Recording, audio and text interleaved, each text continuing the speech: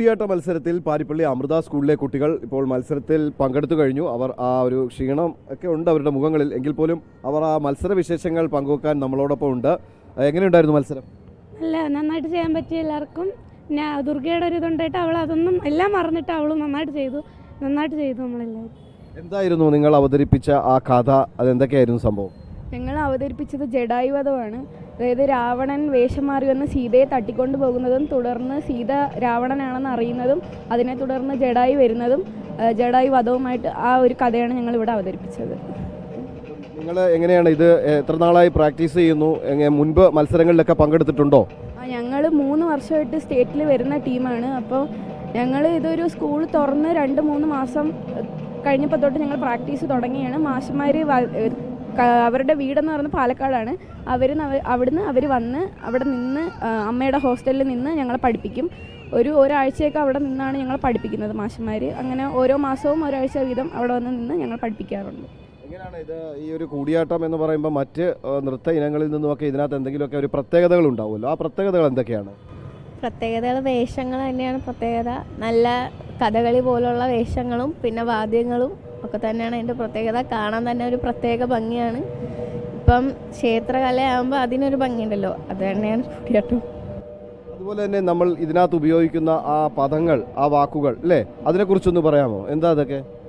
സംസ്കൃത വാക്കുകളാണ് ഉപയോഗിക്കുന്നത്. എല്ലാം സംസ്കൃതമാണ്, ഫുള്ളി സംസ്കൃതമാണ് പറയുന്നത്. അതിൽ ചെറിയ ചെറിയ വാക്കുകളിലൂടെയാണ് ഈ ബാക്കി അഭിനയം അല്ലേ? അങ്ങനെയാണ് ഈ കൂടിയാട്ടം എന്ന് പറയുന്നത് തന്നെ നമ്മൾ സംസ്കൃത നാടകത്തിൻ്റെ ഒരു മൂകാഭിനയമായിട്ടാണ് കൂട്ടിയിരിക്കുന്നത്. അപ്പോൾ ഇതിൽ മെയിനായിട്ട് അക്ഷരസ്ഫുടതയ്ക്ക് നല്ല പ്രാധാന്യമുണ്ട്. അപ്പം അങ്ങനെ പിന്നെ വേഷങ്ങളായാലും കഥകളി പോലെ തന്നെ യുനെസ്കോ അംഗീകരിച്ചൊരു കലാരൂപമാണ് ആദ്യമായിട്ട്.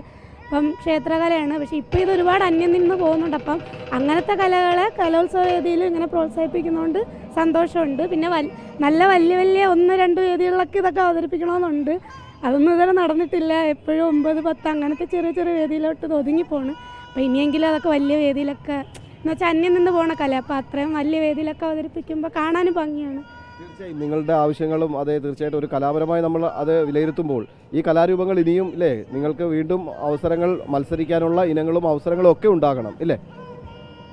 ഗ്ലാമർ മത്സരങ്ങളെന്ന് പറയുന്നത് അതിൽ കൂട്ടാൻ പറ്റുന്ന എന്തായാലും ഭരതനാട്യമൊക്കെ പോലെ തന്നെ ഒരുപാട് സമയങ്ങൾ എത്രയും മണിക്കൂർ ചുട്ടി കുത്താൻ തന്നെ ഒരാൾക്ക് 1-2 മണിക്കൂർ എടുക്കും. അപ്പോൾ അത്രയും നേരം ഞങ്ങൾ വേഷമൊക്കെ ഇട്ട് വലിയ കിരീടങ്ങളൊക്കെ വെച്ച് അപ്പോൾ അത്രയും ഭംഗിയായിട്ടുള്ളൊരു സംഭവം മെയിൻ വേദികളിൽ അവതരിപ്പിക്കുമ്പോൾ കുറേ കൂടെ ആൾക്കാർ കാണാനും കാണും.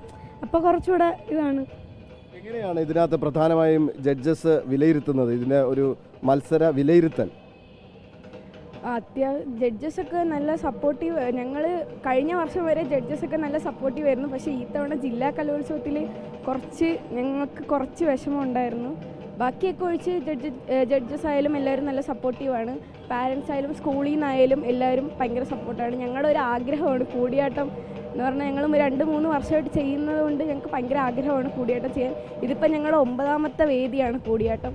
പിന്നെ ഇതിന് കുറേ ബുദ്ധിമുട്ടുകളുണ്ട്. എന്നാലും ഞങ്ങൾ അതൊന്നും കാര്യമാക്കത്തില്ല. ഞങ്ങൾക്ക് ഭയങ്കര ഇഷ്ടമാണ് ചെയ്യാൻ. ചുട്ടി കുത്തുന്നതായാലും എനിക്ക് കത്തിയാണ്. അപ്പോൾ എല്ലാവരെക്കാളും കുറേ മണിക്കൂർ എടുക്കും എനിക്കിത് ഫുള്ള് ചെയ്തെടുക്കാൻ. അപ്പോൾ എന്നാലും ഞങ്ങൾക്ക് ഭയങ്കര ഇഷ്ടമായതുകൊണ്ട് ഞങ്ങൾ ചെയ്യുന്നതാണ്. ഈ വർഷം ഞങ്ങൾ ചെയ്യുന്നില്ല എന്ന് പറഞ്ഞിരിക്കുകയായിരുന്നു. അപ്പം മാഷ് പറഞ്ഞ് ഈ തവണ നിങ്ങൾക്ക് ജഡായു വധം തരാമെന്ന് പറഞ്ഞ് അങ്ങനെ അപ്പോൾ ഞങ്ങൾക്ക് വീണ്ടും ആഗ്രഹമായി അങ്ങനെ ചെയ്തതാണ്. ഇത്തവണ നമുക്ക് സത്യത്തിൽ ഗ്രേസ് മാർക്കിന് വേണ്ടിയൊന്നുമല്ല ഞങ്ങൾ ചെയ്യുന്നത്. ഇത് ഞങ്ങൾ ആഗ്രഹത്തിന് വേണ്ടി മാത്രം ചെയ്യുന്നതാണ്. ഞങ്ങൾക്ക് ഗ്രേസ് മാർക്ക് NSS ഒക്കെ ഉണ്ട്, ഗ്രേസ് മാർക്കൊക്കെ ഉണ്ട്. ഞങ്ങൾ ആഗ്രഹത്തിന് വേണ്ടി മാത്രം ഞങ്ങൾ ചെയ്യുന്നതാണ്. എങ്ങനെയാണ് ഇതിൽ ഒരു മാർക്ക് ഇടുന്നത്? എങ്ങനെയാണ്, എന്തൊക്കെ മാനദണ്ഡങ്ങളിലൂടെയാണ് മാർക്ക് വരുന്നത്? പ്രത്യേകിച്ച് ഈ നമ്മുടെ ഭാഷാശുക്തി, പിന്നെ അതേപോലെ അഭിനയം, കുറച്ച് കഥകളി പോലെ കുറച്ച് അഭിനയം നോക്കും. പിന്നെ മുദ്രകൾ പ്രധാനമാണ്. പിന്നെ ശൈലിയും താളവും എല്ലാം അതേപോലെ പ്രധാനമായിട്ട് നോക്കുന്നതാണ്. അപ്പം തീർച്ചയായിട്ടും നിങ്ങൾ ഇങ്ങനൊരു മത്സരത്തിൽ പങ്കെടുത്തു. ഏതായാലും നിങ്ങളുടെ മനസ്സിൻ്റെ ആഗ്രഹം കൊണ്ടാണ് അല്ലേ? ഇതൊരു മത്സര ഇനത്തിനുപരി നിങ്ങളുടെയൊക്കെ ഒരു ആഗ്രഹം കൊണ്ടാണ്. അതായത് നിങ്ങൾ 2 പേര് +2 കഴിഞ്ഞ് ഈ സ്കൂൾ വിദ്യാഭ്യാസം അവസാനിപ്പിക്കുകയാണ്. അപ്പം അതിൻ്റെ ഒരു ആഗ്രഹം കൂടിയായിരുന്നു അല്ലേ? അതെ, ഈ വർഷം ഞങ്ങൾ ലാസ്റ്റ് വർഷമാണ്. അപ്പോൾ ഞങ്ങൾക്ക് ഇങ്ങനെ വരാൻ ഭയങ്കര ഞങ്ങൾക്ക് കലോത്സവം എന്ന് പറയുമ്പോൾ ഞങ്ങൾക്ക് ഭയങ്കര താല്പര്യമാണ്. ഞങ്ങളിങ്ങനെ എല്ലാ ഐറ്റത്തിലും ഞങ്ങൾ മാക്സിമം പറ്റുന്ന എല്ലാം ഞങ്ങൾ ചെയ്യും. അപ്പോൾ ഈ തവണ ഞങ്ങൾക്ക് സ്കൂളിന് സബ് ജില്ലയിൽ ഓവറോൾ മേടിക്കണമെന്നൊരു ഭയങ്കര ആഗ്രഹം ഉണ്ടായിരുന്നു, ഹയർ സെക്കൻഡറി വിഭാഗം.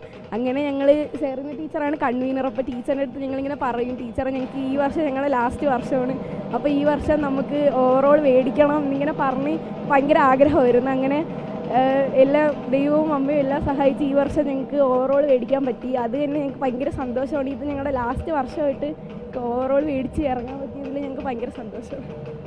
ഇവർക്ക് പാരിപ്പള്ളി അമൃത സ്കൂളിലെ കുട്ടികളാണ്. ഇവർക്ക് അധ്യാപകരുടെ കൂടി ഒരു പിന്തുണ അത് വളരെ പ്രധാനപ്പെട്ടതാണ്. കാര്യം പഠനത്തിനൊപ്പം കലാരംഗത്തും മികവ് പുലർത്താൻ ഈ കുട്ടികൾക്ക് ആവശ്യമായ എല്ലാ സഹായങ്ങളും അധ്യാപകരുടെ ഭാഗത്തു നിന്നുണ്ട്. എങ്ങനെയാണ് ഈ കുട്ടികൾ നമ്മുടെ ഈ പഠനത്തിനിടയ്ക്ക് ഇത്തരം കലാപരമായ കാര്യങ്ങൾക്ക് കൂടി സമയം കണ്ടെത്തി ഇവർക്ക് അതിനുവേണ്ടിയുള്ള പ്രോത്സാഹനങ്ങളൊക്കെ കൊടുക്കുന്നത് എങ്ങനെയാണ്?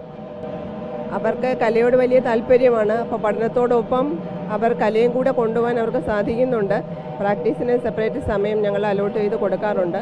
അപ്പോൾ കുട്ടികൾ ആ സമയത്ത് നല്ലപോലെ പ്രാക്ടീസ് ചെയ്യുന്നുണ്ട്.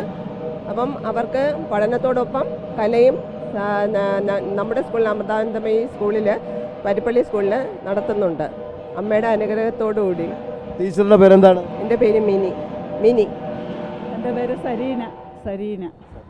തീർച്ചയായിട്ടും വളരെയധികം സന്തോഷം. കാര്യം കുട്ടികൾക്ക് ഇത്തരത്തിൽ പ്രോത്സാഹനങ്ങൾ കൊടുക്കുന്നു, അവരുടെ ആവശ്യങ്ങൾ, അവരുടെ കലാപരമായ ആഗ്രഹങ്ങൾ ഇല്ലേ, അതിനൊക്കെ ഒരു പ്രോത്സാഹനം നൽകുന്നത് വളരെ വലിയൊരു കാര്യം തന്നെയാണ്. അപ്പം നമുക്ക് ഈ കലോത്സവ വേദിയിൽ അല്പം വിഷമം തോന്നിയത് നിങ്ങളുടെ കൂട്ടത്തിലുള്ള ഒരു കൂട്ടുകാരിയുടെ ഒരു അവസ്ഥ അല്ലേ? എന്തായിരുന്നു ആ കുട്ടിക്ക് സംഭവിച്ചത്? എന്തായിരുന്നു? ചേച്ചിയാണോ ആ കുട്ടി? ആൾക്ക് തിങ്കളാഴ്ച ഒരു ഫ്രാക്ചർ ഉണ്ടായതാണ്. അപ്പോൾ ആൾക്ക് കലോത്സവത്തിന് വരണം എന്നുള്ളൊരു വാശി ആളുടെ ആഗ്രഹമാണ്. പിന്നെ ആൾ ഇത്രയും നാൾ കഷ്ടപ്പെട്ടതാണ്. അവർക്ക് ഈ വർഷവും കൂടി ഉള്ളു കലോത്സവത്തിനൊക്കെ പോകാനും എടുക്കാനും. അപ്പോൾ ആൾക്ക് വന്നേ പറ്റത്തുള്ളൂ എന്ന ഉടച്ച ഒരു ഇതുകൊണ്ടാണ് ആൾ വന്നത് തന്നെ. അപ്പോൾ വന്ന് ആൾ 100% ഇട്ട് കളിച്ചതാണ്. കളിച്ച വഴിക്ക് ആൾ ആ വയ്യാത്ത കാലൊന്ന് എടുത്ത് ചവിട്ടിപ്പോയതാണ്. ഇപ്പോൾ ഒരു ചെറിയൊരു ഫ്രാക്ചർ വന്ന് പെയിൻ കില്ലറൊക്കെ കൊടുത്ത് അവിടെ ഇരിക്കുകയാണ്.